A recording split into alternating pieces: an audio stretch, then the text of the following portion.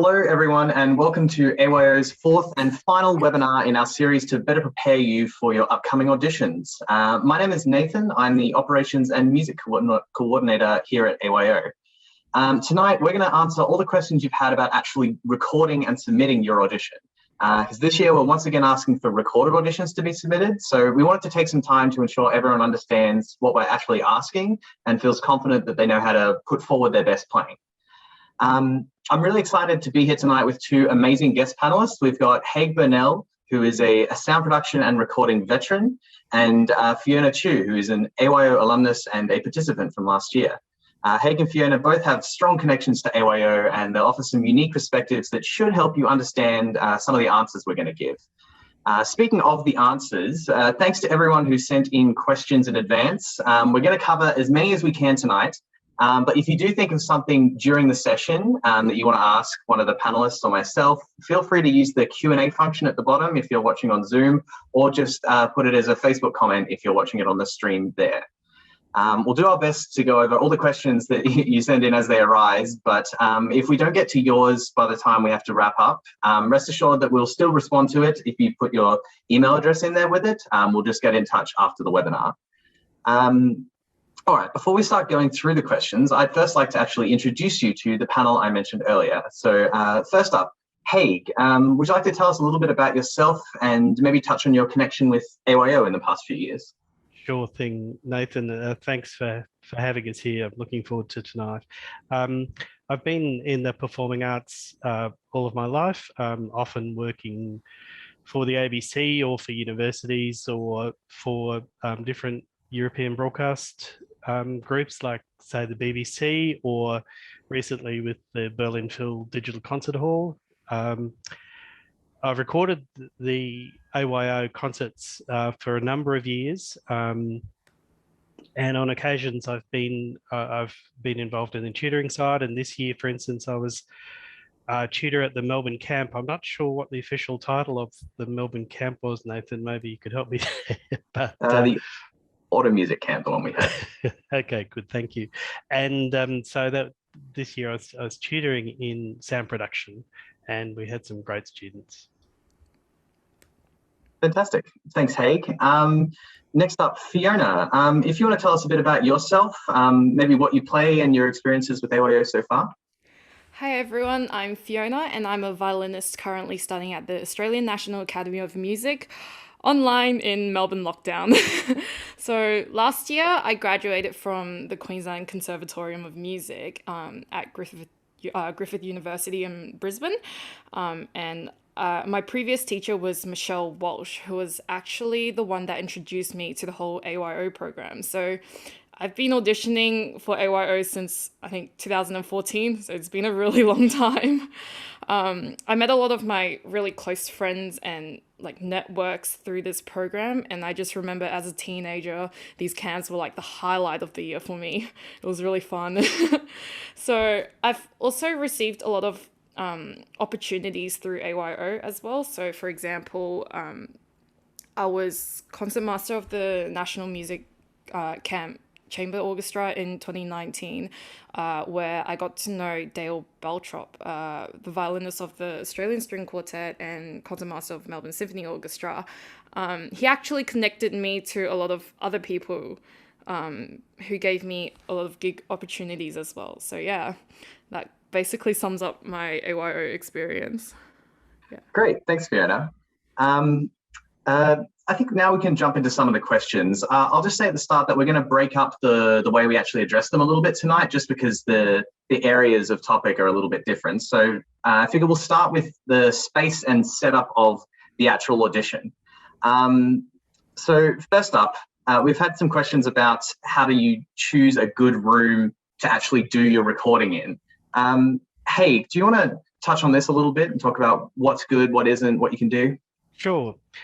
Look, they say very often for sound recording the most important instrument is the room. Now, if you're at uni or at school or somewhere like that, and there's a big performance venue or rehearsal venue, try and use that for your audition if you can. Now, if you can't, and a lot of us can't always do that, we need to find somewhere at home. Sometimes a sort of an open space within the home is a good thing to use.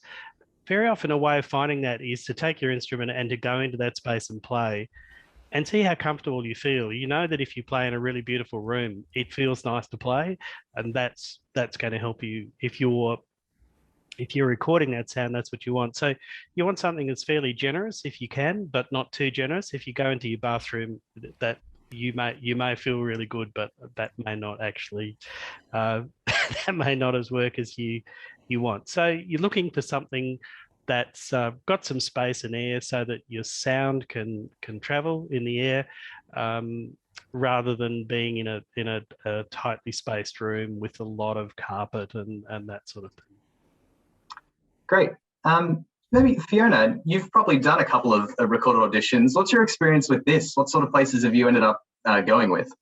I think Haig was spot on with what he said. So I think definitely finding a space with good acoustics is very important. So most ideally, a space that is not too echoey, like the bathroom, and not too dry. So I have like a life hack for this actually.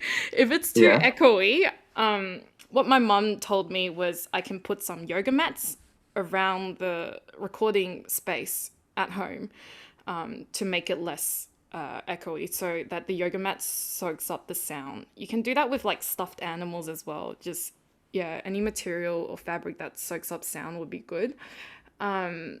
Something else is, so as Haig said, if you have access to a big performance space as well, like at a university, definitely use that opportunity for your audition tape, because it really does help. So for example, with my experience last year back at the Queensland Conservatorium, if you're in Brisbane, you would want to try to book the recital hall for the recordings. I would always have to book really early on as well, because they usually get booked out near audition times, especially for AYO auditions. So yeah, definitely try to book as early as you can. And if you're stuck at home as well, I think finding a space is very important, that you like, a space that you like. So I think it's like a trial and error thing. You want to spend some time recording in different spaces at home, and adjusting where your microphone is or where your phone is also really important. It actually changes a lot of your sound depending on where you adjust your microphone as well. So yeah. Yeah, I mean, there's some good tips there. And Haig, I know the tip about yoga mats is something that I've heard you talk to some of your other recording people about, with some life hacks like that. That was actually one of the questions we had about making what you have better. If you have any other tips to add to that, that'll be a good time. But otherwise, there are a few other things relating to the actual space you're in and your sort of framing. So I thought I might just quickly state a couple of the requirements that we have as AYO in order to get a level of consistency, I guess, between applicants. So these things are actually all visible as well on a document called the Audition Information for Applicants, which you can find in the audition portal. So if you head there, or even just on the actual auditions webpage before you actually apply. But essentially, if you go there, you can see that we do have a few requirements, mainly that you need to have as much of your instrument and yourself in the shot as possible. So ideally, if you could get your whole body head to toe in, that'd be great. But if not, at the very least, we'll need to see all of the instrument and wherever your hands are moving and playing, or your mouth, just so that we can kind of replicate some of the elements of an in-person audition. You'll also need to remain in the shot the entire time, just so we know it hasn't been edited, basically. So try not to wander off the actual recording. You'll need to record it in landscape mode, just because consistency for assessing them, and we get a better, I guess, sense of your movement in space. Yeah, essentially what we wanted you to do is try and emulate as much as possible the in-person experience. So things that get us closer to that effect are always good. Fiona or Haig, did you have any other points you wanted to add about the space or the positioning or in being in the shot before we moved on to another section? I think you've covered pretty much everything pretty well. There is one tip I do have is for violinists is that sometimes violinists can tend to turn a bit this way when they record. So you would ideally want to see your whole bow on the strings. And then the people can also see like your facial expression. I think that's really important. Yeah. Yeah, that is a very good point. We have a few instructions actually like that, or some general tips based on your instrument as well. So in that same document I mentioned before, if you head there, there are a few tips like that for some of the different instruments as well. So it'd be a good place to jump in. It looks like we had a question relating to this positioning, talking about distancing with the microphone from you, considering where you are in the space and positioning the camera further away, but also the microphone. Maybe Haig, if you want to just do a really quick answer that one before we jump into recording and devices in a bit more depth. Yeah, sure. For some instruments, it may not be ideal to have the audio source and the video source in exactly the same place. That is a fact of life. And if you're playing something, for instance, such as a bass drum, you may want to consider that the audio is probably the important part of that, and you'll need to move a little bit further away to appreciate all the dynamics and the sound that the bass drum is giving. Maybe also trombone, maybe double bass. Instruments like this, it doesn't hurt to be just that little bit further back so that we can actually see everything, and you don't want to be overloading the mics or whatever's going on. So just going back briefly, but very, very quickly on just positioning, it's things like make sure you clean the lens on your camera or whatever you've got, just make sure those things are clean. Make sure you've got some good light. So at the moment you can see the three of us here, we're quite visible. That's a really good thing to do. If I have a bright light right behind me, if I've got the sun coming through the window or something like that, it's just not quite as pleasant an experience for the person watching. So if you're framing yourself up, just make sure that it looks presentable enough. Where Fiona's sitting, if she was to pick up her violin and start playing, we'd all be able to see it, and she might have to move back a bit so we see the finger and the bows, and she's quite right. Get yourself in frame so that everything's there, and have a look at what you've done afterwards, and maybe get a relative to have a look at it who's going to be quite honest with you, and let them tell you what they think. Don't be afraid of a bit of constructive criticism. Thanks, Nathan. Yeah, great. We did get one other question just before I move on, which was related specifically to one of the instruments, a harpist, about some of the requirements of getting everything in shot, whether the foot pedals should be visible or not. In that case, you can potentially do it in portrait mode if you don't have the room in your space to get it there, but if you are going to do that, make sure that every other requirement is met. So you don't want to have it in portrait mode, but clipping some of the instrument off or that kind of thing. So again, try and get as much of yourself visible as possible and the important bits. And yeah, that's the important part of it overall.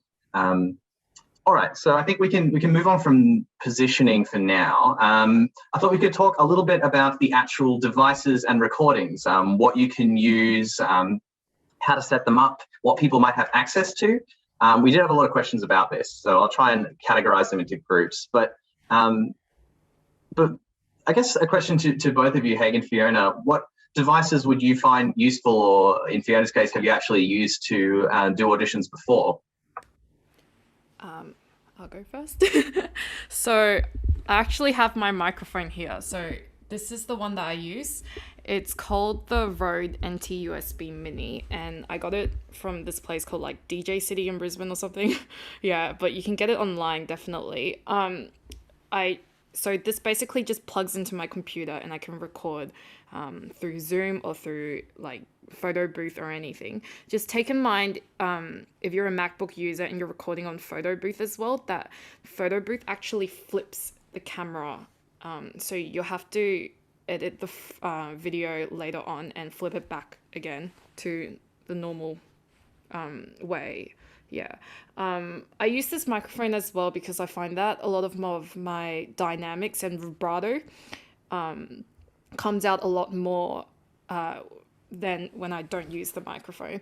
But everyone is different. You don't have to use it. This is just my recommendation. Yeah. Great. Haig, do you have any good go-to devices? Obviously, we have some easy ones that everyone has access to, and we can talk more about phones in a second, but if there are any other suggestions?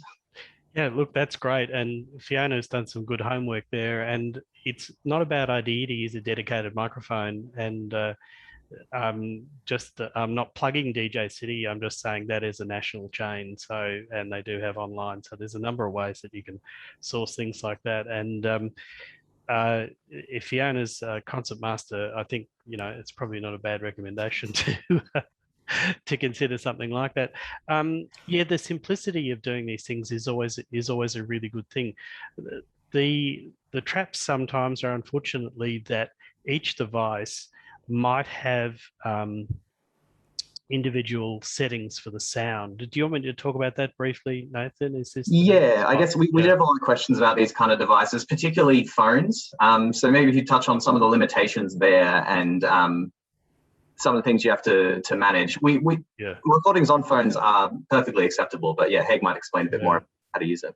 Yeah, but bearing in mind that sometimes these devices are not necessarily made to record music on necessarily, so that they'll have a number of things in them which make things like speech all leveled out. So for instance, if you're recording a conversation between friends and you're having a laugh and people tell a joke and suddenly the sounds are a whole lot louder, there are things that are within a lot of audio devices that take those really loud things and just bring them down a bit, and the things that are very, very soft, they'll bring them up there. So everything's in this nice sort of thing where you can listen to it in your car as you're driving along, and it doesn't matter if there's any road noise, everything's the same.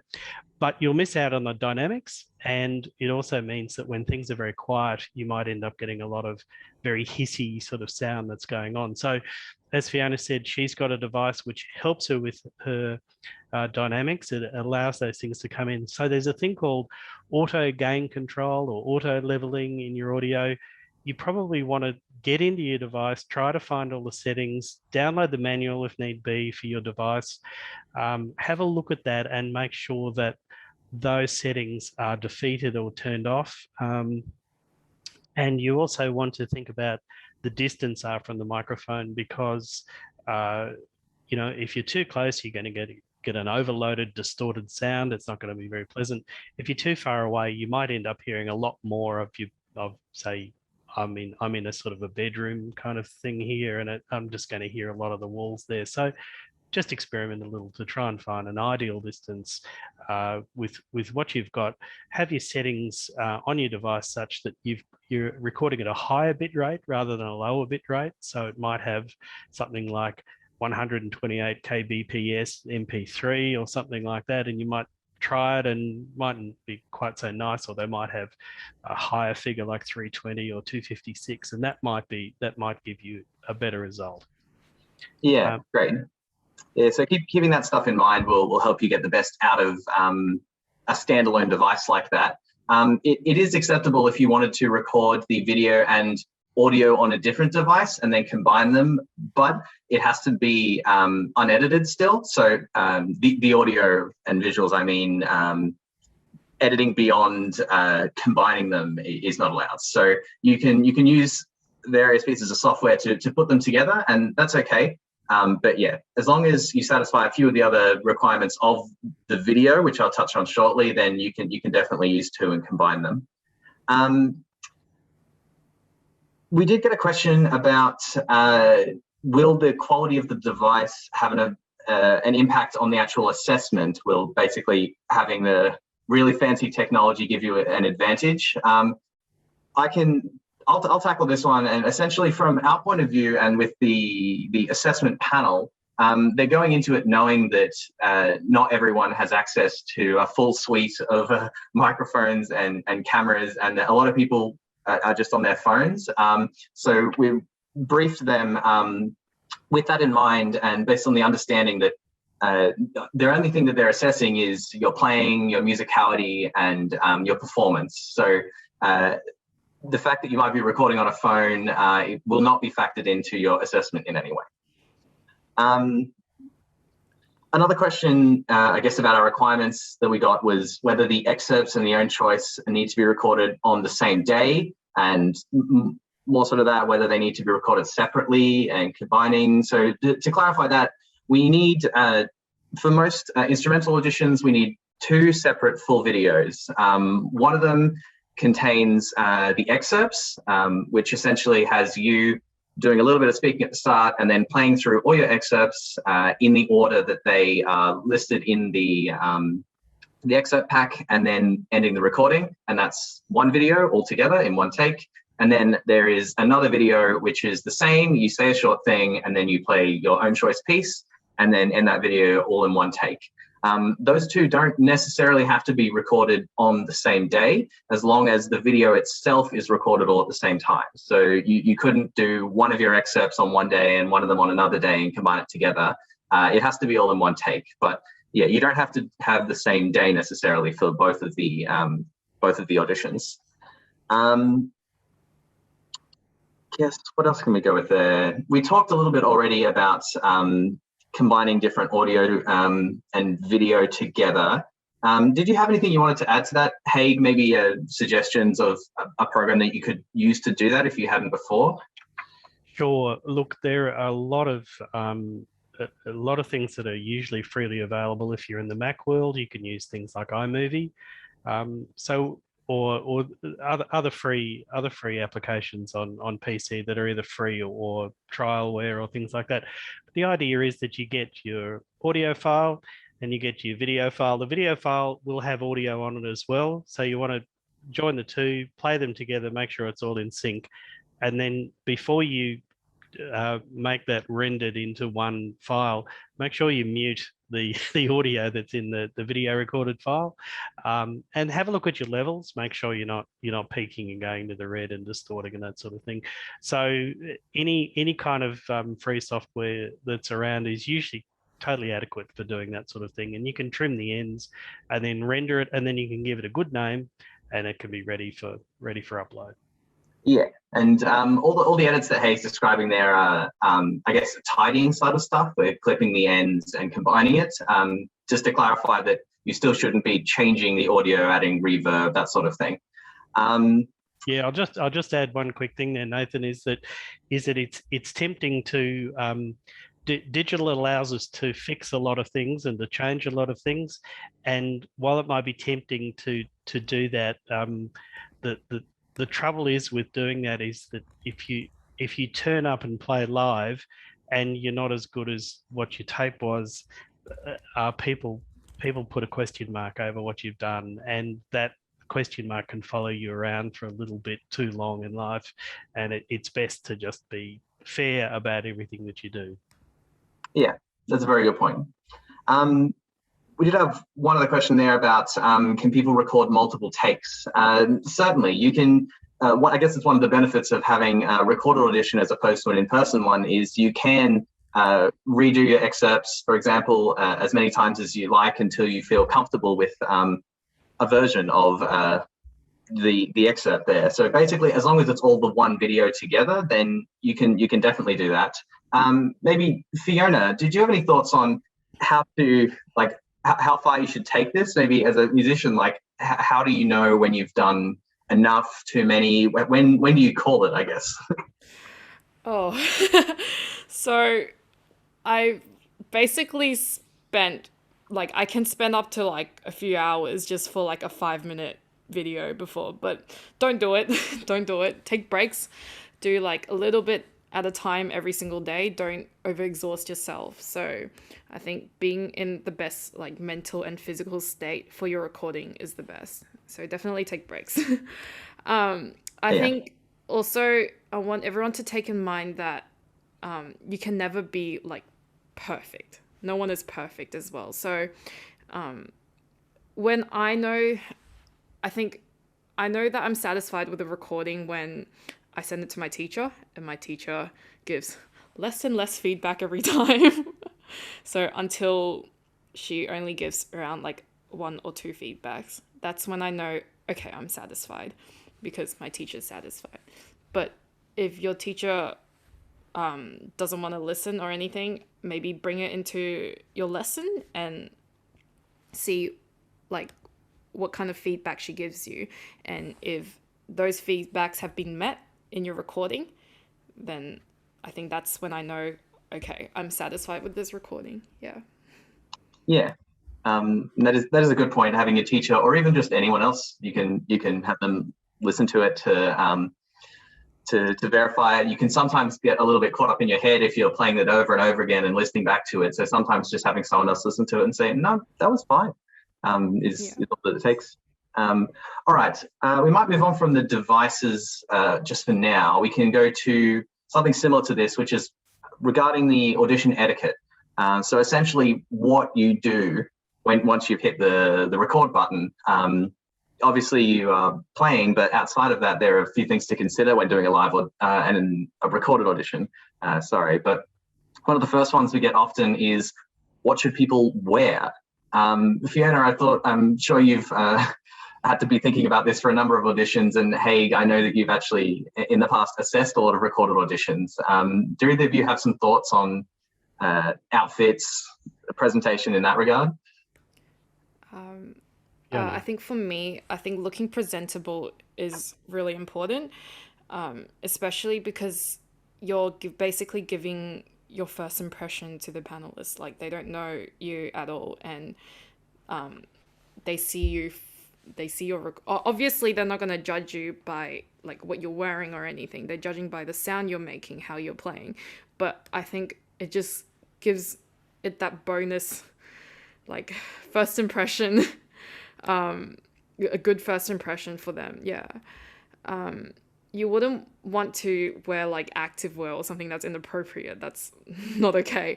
So I usually like to stick with concert blacks. It's very easy. I think another thing, if you have long hair as well, try to keep your hair out of your face as well. Yeah, that is a good point. You don't want to try and obscure anything that could be in the video either.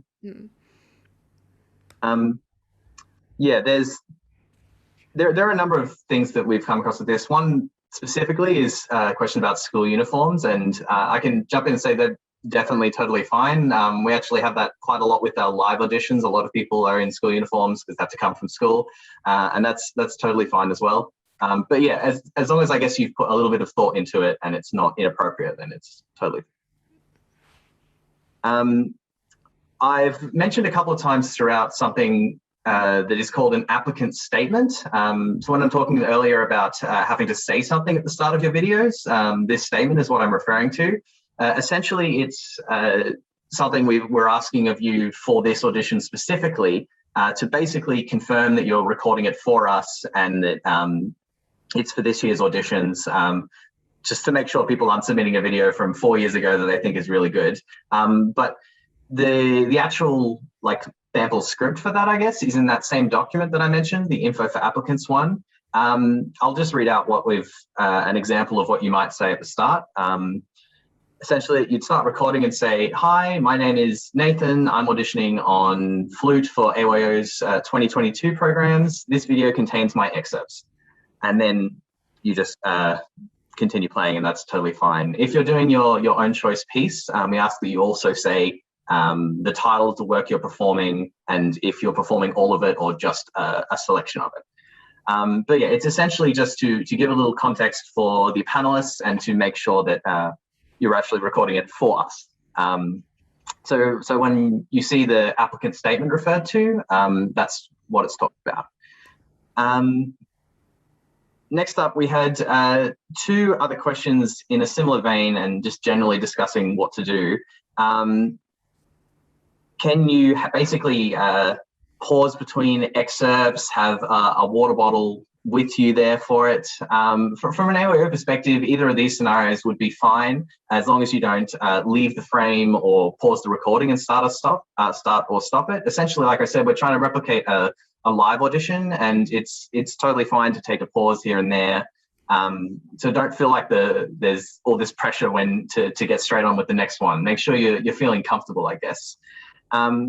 Fiona, have you found this sort of stuff to be helpful? Is there anything you do that in an audition that helps you feel comfortable? I think having a water bottle applies more to like woodwind and brass players. So not so much for string players because we don't have to use our mouth. Yeah, but I feel that when I record for an audition, I like to be in the zone the whole time. So taking a break for me distracts me from what I'm playing. But I think that's different to everyone. So what is most comfortable for you, I guess. Definitely also, as I was saying, give yourself breaks in between the recording. So during the recording, just concentrate and then you can take a break after. That's how I think of it.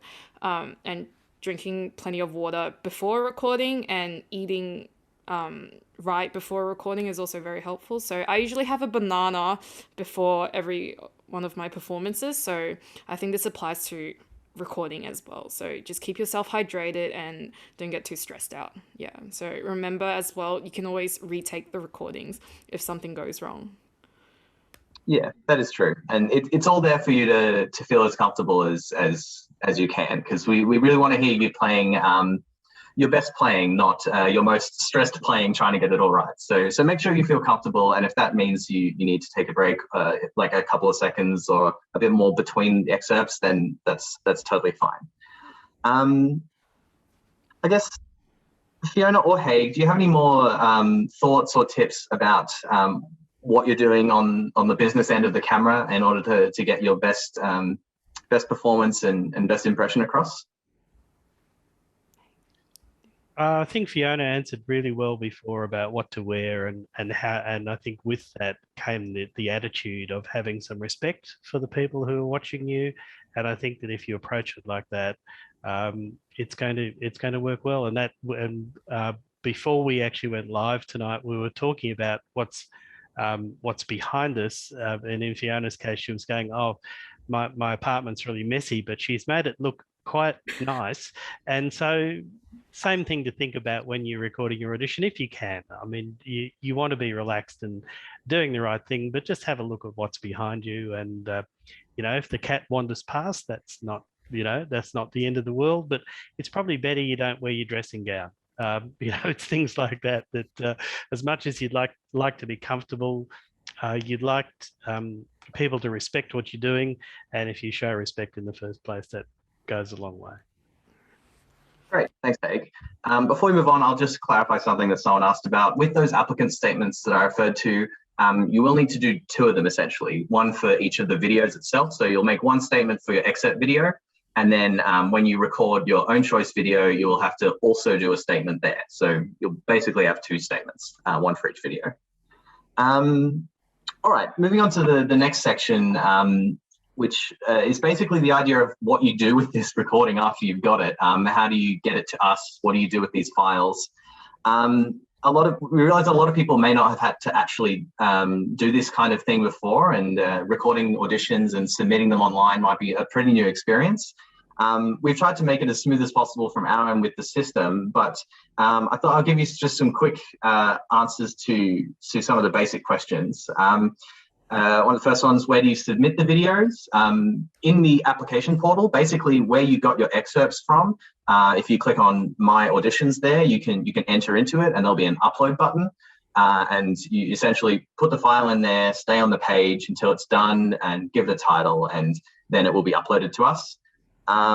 What is the upload time? That'll depend on your internet speed, basically. Generally, I think, roughly for most people, it ends up being somewhere around 10-15 minutes for a big video, but the video size will change that. The important thing is try not to leave the page once you've started it, because then it might ask you to re-upload it later. But yeah, sometimes it does take a little while if the internet is slow or the video is really large. So just be patient with it, and it'll get there eventually. Do you need to submit separate videos for own choice and excerpts? Yes, as I mentioned before, you need the two separate videos, all with one long take with the statement at the start of each of them. Do you need to label videos in a certain way? Yes. This document that I've referred to a few times, the info for applicants one, it has a little format there that says how you should label it.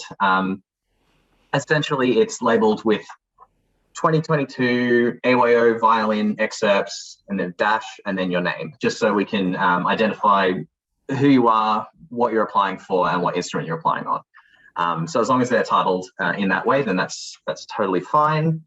I guess that's some of those common points.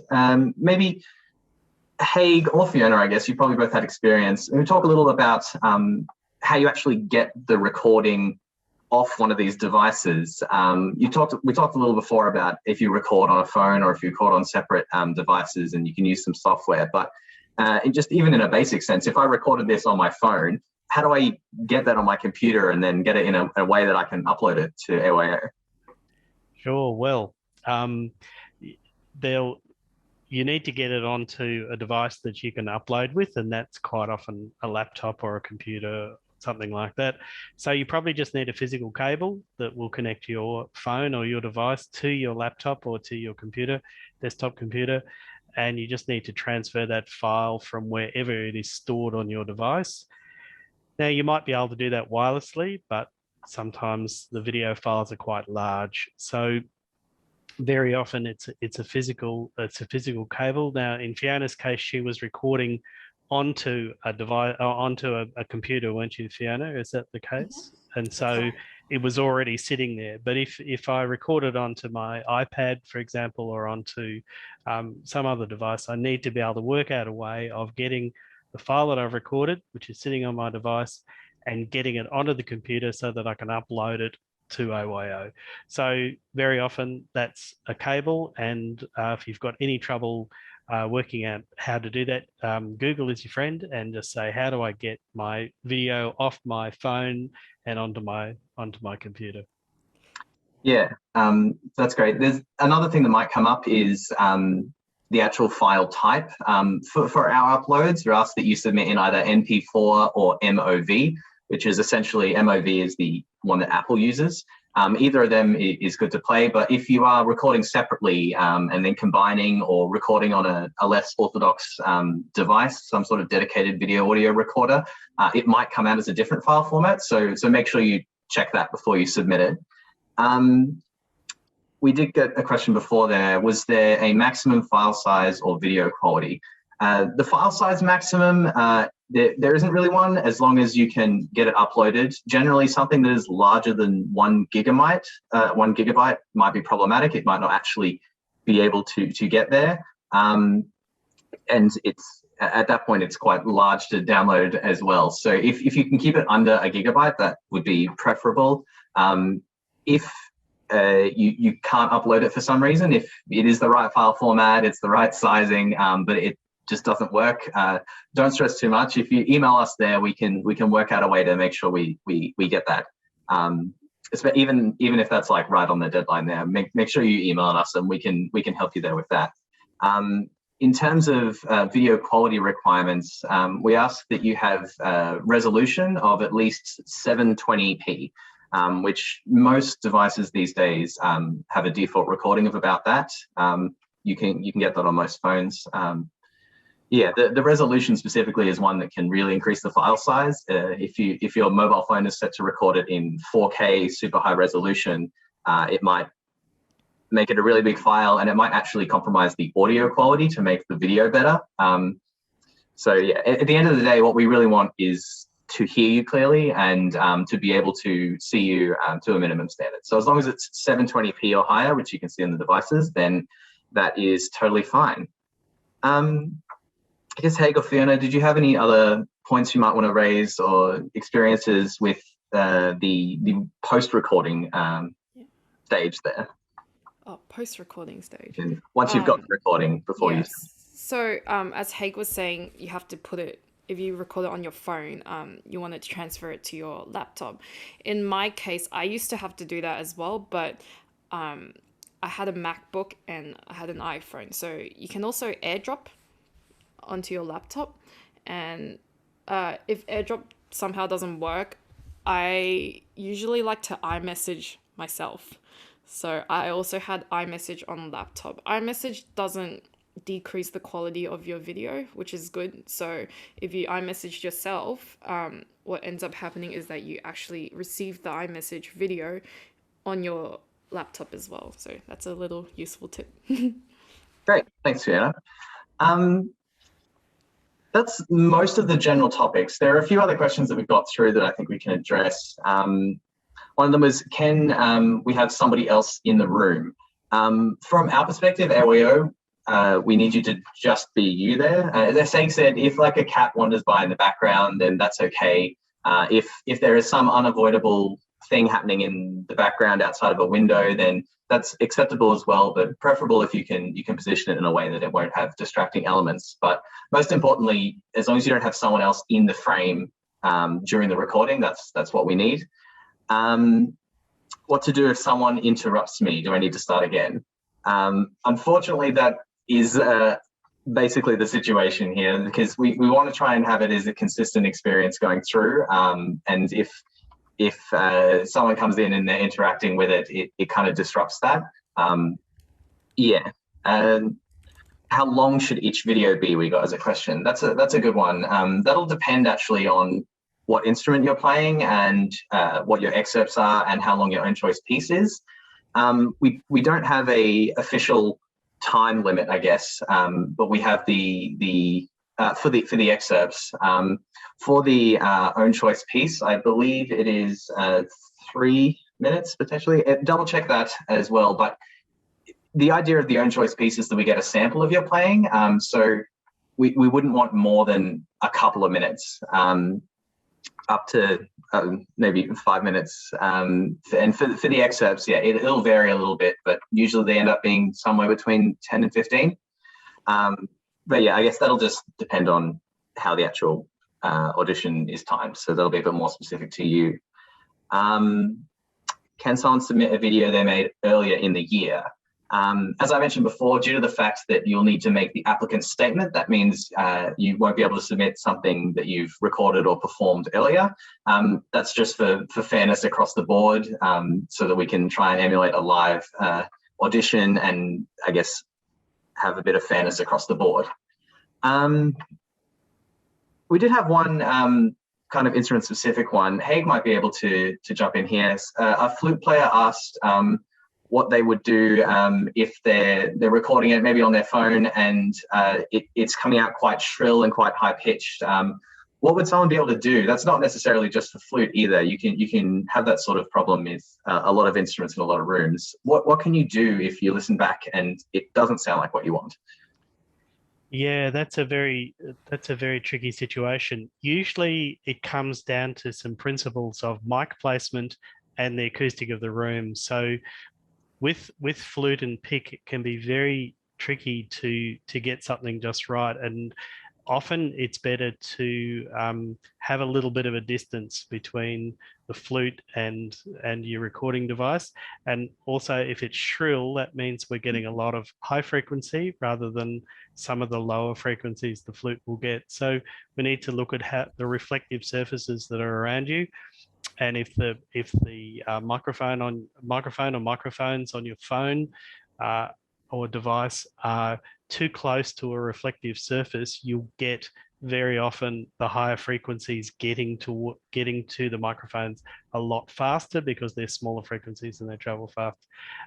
You need to look at the placement. So you need to have your device probably elevated rather than sitting on a table, because the reflection of the table will probably emphasize a little of those higher frequencies. It won't be nice. So this is something we need to experiment with. And as Fiona quite rightly pointed out before, going to different places in the house and trying different microphone placements around, it really does make a difference, and it really does pay off to try and have something that's a little bit more satisfying for you and the person who's listening to what's going on.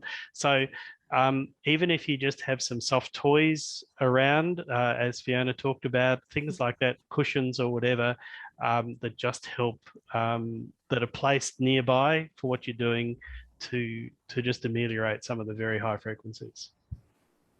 Great. Thanks for that, Haig. It is quite a complicated issue there, and it'll take some troubleshooting if you come across it.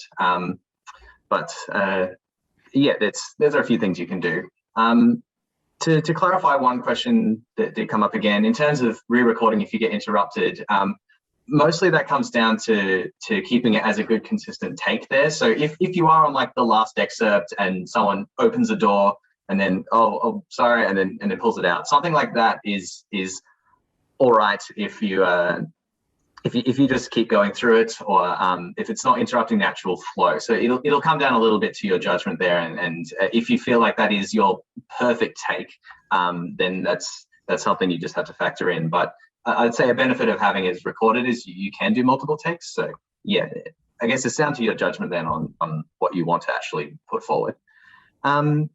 We're pretty much out of time. Haig and Fiona, if there was anything else you wanted to add as general tips, then you could mention that now. But if not, I might just say thank you so much to everyone for tuning in on Zoom or on Facebook, wherever you are, and for all of your questions. If we didn't get to yours live, we'll make sure to answer it in an email or go out there with that. If you still do have further questions that you didn't post there about submitting, about auditions, or even about our requirements, please feel free to get in touch with us. You can do that by emailing info@ayo.com.au, or you can give us a call on 1300 668 500. I hope you found this and the previous application sessions to be valuable. If you do want to listen back to this one or any of the previous ones, you can head over to our YouTube channel or onto our Facebook pages, and you can see the recordings of all those live streams and view and I guess look back over them as much as you like.